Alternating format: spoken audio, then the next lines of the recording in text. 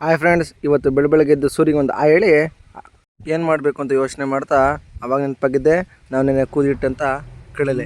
ಇವತ್ತು ಕಡಲೆ ಪಲ್ಯ ಚಪಾತಿ ಮಾಡೋಣ ಅಂತ ಅಂದ್ಕೊಂಡು ನನ್ನ ಫ್ರೆಂಡ್ಸ್ಗೆ ಫೋನ್ ಮಾಡಿದೆ. ಅವಾಗ ಬಂದನೇ ಈ ರಘು ಜೊತೆ ರಕ್ಷಣೆ ಕೂಡ ಬಂದಿದ್ದ. ಇಬ್ಬರು ಎಲ್ಲರೂ ಸೇರ್ಕೊಂಡು ಅಡುಗೆ ಪ್ರಾರಂಭ ಮಾಡ್ತಿದ್ದಂಗೆ ಸ್ಟಾರ್ಟ್ ಆಗಿದ್ದೆ. ಮೊದಲನೇದು ಚಪಾತಿ ಹಿಟ್ಟು. ಚಪಾತಿ ಹಿಟ್ಟನ್ನ ಯಾವ ರೀತಿ ಕಲಿಸ್ತಾನೆ ಅಂತ ನೋಡಿ.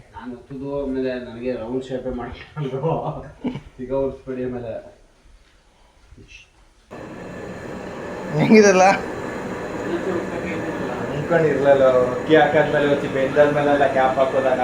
ಇದಾಗ್ತಿದ್ದಂಗೆ ನಮ್ಮ ಜೊತೆ ಬಂದನೆ ಬರ್ಡೇ ಬಾಯ್ ನವೀನ್.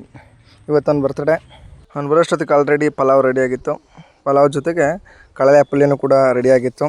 ಚಪಾತಿ ಒಂದು ಕಡೆ ಬೇಯಿಸಾಗಿತ್ತು. ಇನ್ನೊಂದು 2-3 ಚಪಾತಿ ಇದ್ದಿದ್ದಂಗೆ ಇನ್ನೊಂದಾಗಿ ನನ್ನ ತಮ್ಮನೂ ಕೂಡ ಬರಲಿಕ್ಕೆ ಫೋನ್ ಮಾಡಿದ್ದೆ. ಯೋಗಿನೂ ಕೂಡ ಬಂದಾದ್ಮೇಲೆ ಒಂದು ಸ್ವಲ್ಪ ಒಗ್ಗರಣೆ ಹಾಕ್ಬಿಟ್ಟು ಎಲ್ಲರೂ ಕೂಡ ಜೊತೆಲಿ ಸೇರಿಕೊಂಡು ಬಾಳೆದೆಲೆ ತಂದು ಜೊತೆಗೆ ಕೂತ್ಕೊಂಡು ಚಪಾತಿ ಜೊತೆಗೆ ಪಲಾವ್ ಮತ್ತು ಕಡಲೆ ಪಲ್ಯ. ಮುಂದಿನ ವಿಡಿಯೋದಲ್ಲಿ ಸಿಗೋಣ. ಅಲ್ಲಿವರೆಗೂ ಎಲ್ರಿಗೂ ಶುಭೋದಯ.